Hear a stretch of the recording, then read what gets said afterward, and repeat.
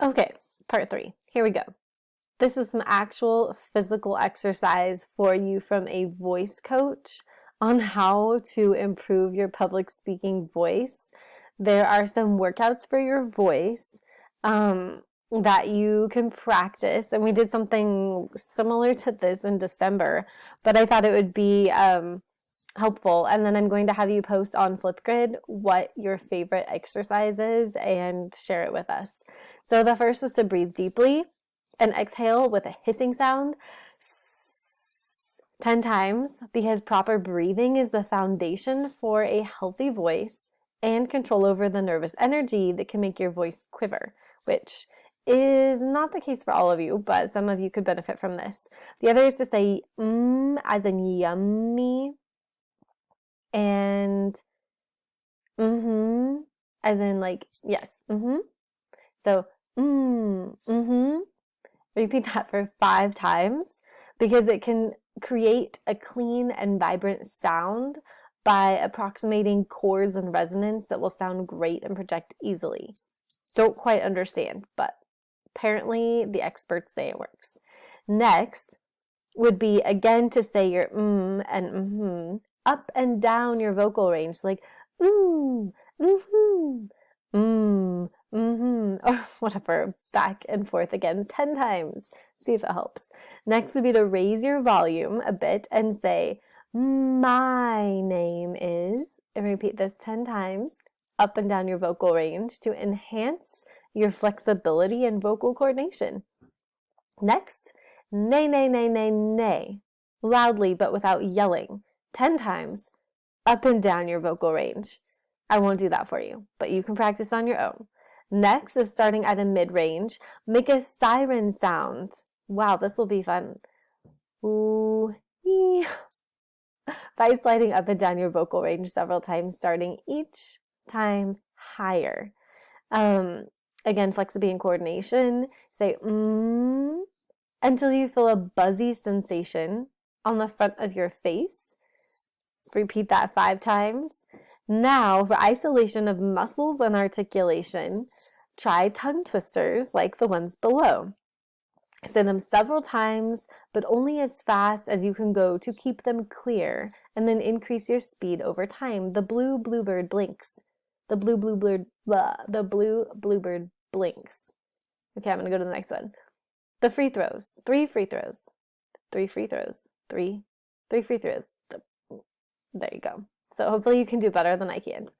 To bring it together, speak a few sentences out loud. Use an opening or closing of a talk, a favorite poem, or etc., and speak it using some of the articulation skills and the vocal range that you practice.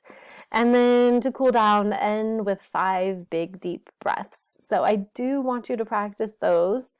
And then you can practice your speeches out loud. So those are some of the fun vocal techniques that you get to practice this week. Okay, so we're going to move on to another article that talks about speech writing lessons you can use from songwriters. And I want you to choose one of these skills that I think would help you, that you could actually apply in Major Paper 3. It's important to recognize that there's something called the rule of thirds in speaking, where you take 3 concepts or 3 words in succession. So with those, they're used for emphasis. So you'll know that, or you'll note that speakers tend to do this frequently, like signed, sealed, delivered, beg, borrow, and steal, hop, skip, and a jump, impact, insight, intensity, courage, confidence, conviction. Where in your speech can you kind of have like a 3-point alliteration of what it is that you're trying to argue, and use that somewhere in your speech. Next is a refrain. We all know what a refrain is, or the chorus in a song. It's something that's repeated. And this goes back to the I Have a Dream speech, and something that we learned from that is just kind of the benefit of having a short repetitive phrase strategically embedded in your lesson. So I would suggest doing something like that. The following is cadence. So cadence is a repetitive phrase that begins at least 6 consecutive sentences. So from the I Have a Dream speech that we looked at previously, it's let freedom ring, from this, let's freedom ring from this, let freedom ring. I don't know that any of you would really embed that one effectively. It might just sound silly, or you might start giggling, knowing some of you. But do the best that you can to, Winston Churchill utilized this, we shall fight, we shall fight, we shall fight. But it was a notoriously serious time. And if you're just in your bedroom having a persuasive speech about a topic of your choice, I really doubt that it's going to come with the conviction to really call someone to action. So kind of use that one, reserve that one for another time in your life when you might actually need to emphasize an action. Number 4 is harmony. Harmony is pleasing to the ear, a concordance of sounds and a balance that beholds. And in speech writing, you can employ a harmonizing sequence structure to balance the beginning and the end of a series. So putting your sentences sort of like on a teeter-totter. If you prick us, do we not bleed? If you tickle us, do we not laugh? If you poison us, do we not die? If you wrong us, shall we not revenge? Or another example is from the Super Bowl winning coach.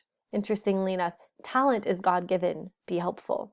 Praise is man-given, be thankful. Conceit is self-given, be mindful. And finally, one more example, prisoners serve it, time. Musicians mark it, time. And historians record it, time. So that one I think you could probably use pretty sincerely. Number 5, rhythm. You can change the tempo of your speech, like a songwriter changes the tempo from a waltz to jazz. And so how do you change tempo in a speech? Well, let's look at Kennedy's inaugural address. We will pay a price, bear any burden, meet any hardship, support any friend, and oppose any foe in order to assure the survival and success of liberty. And so what it does is it picks up sort of this like quick pace where you might be delivering something in kind of a staccato, like a brief, punctuated, simple sentence form. You might consider having a long running sentence that you can speak with inflection to give emphasis. And then I don't think I want you to do rhyme at the moment. I think that would make it a bit silly. But you can definitely employ the last technique. Oh no, not the last. I thought it was the last, which is echo. And so when you're speaking, again, Senator Ted Kennedy invoked this at the Democratic Convention. And here's an example. The vice president says he wasn't there, or can't recall, or never heard, as the administration secretly pointed to sell arms to Iran. So when that monumental mistake was being made, I think it's fair to ask, where was George? And then he continues to the next one. The vice president says he never saw, or can't remember, or didn't comprehend. So then I think it is fair to ask, where was George? And he continues to repeat or echo himself in that. All right, sound effects. I think this is the last one, yeah.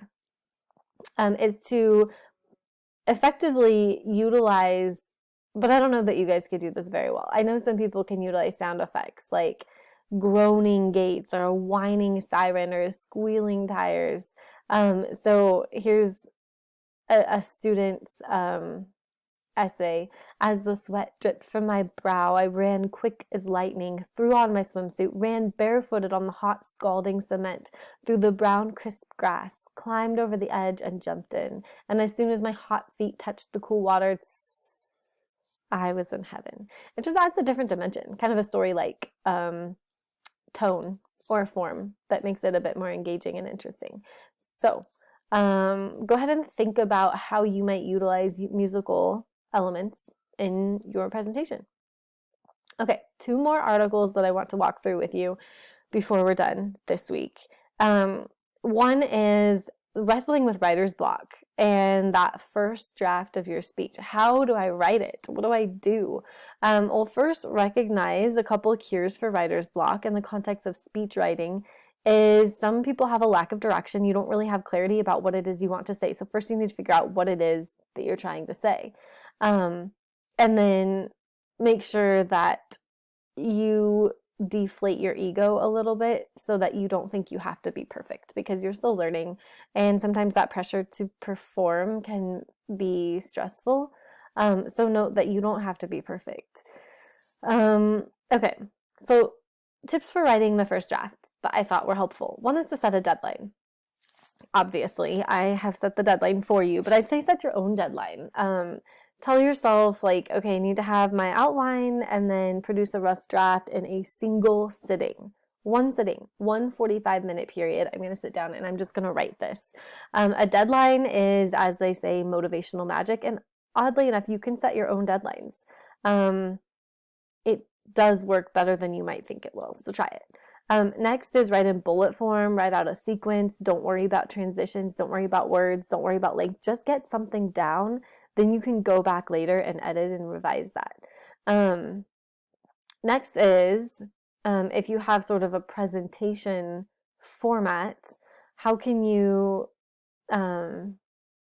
work through that?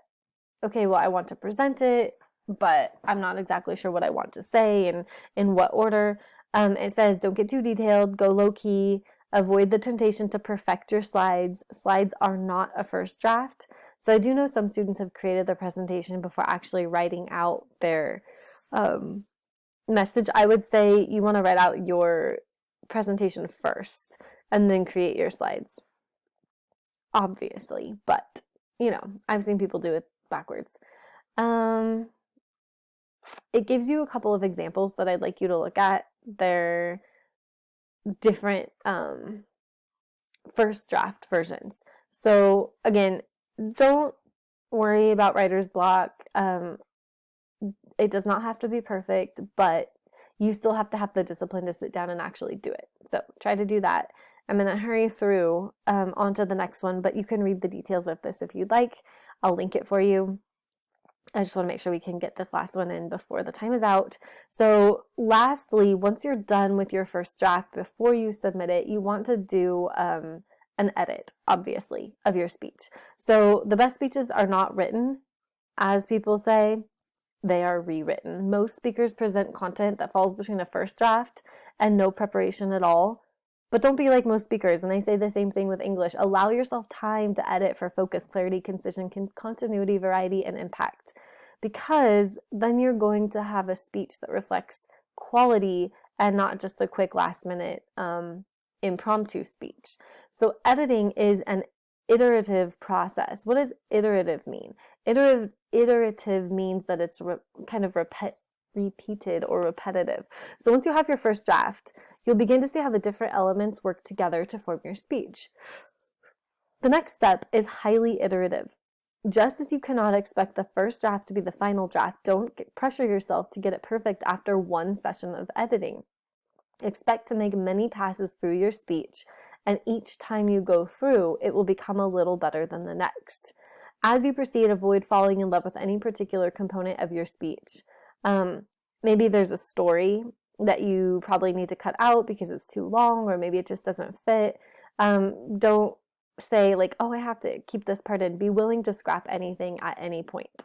It says use binoculars and a magnifying glass. So when you edit, you're doing two things: macro editing and micro editing. Macro editing is looking at paragraph sections, stories, transitions. You're looking at the essay as a whole, seeing how it, or the paper as a whole, how it fits together and whether or not it's effective. You only have one chance to deliver this to your audience, and you need to make sure that it guarantees their attention. So here's where you're looking at your audience, you're looking at how everything fits together. Whereas micro editing is your magnifying glass, where you're looking at your specific words, phrases, and sentences to make sure that every detail of your essay is polished and perfected, or your speech. So the 6 power principles for editing: edit for focus. We talked about that in another video, so I won't go into detail here. Just make sure you're on task and everything is aligned to that purpose. You want to edit for clarity. Could you be more clear? Have you avoided any jargon or content that isn't as effective as it could be? Edit for concision. You want to be concise. Eliminate entire points or stories if it messes with or convolutes your message or goes on a different train. Edit for continuity, variety, beauty, and that's it.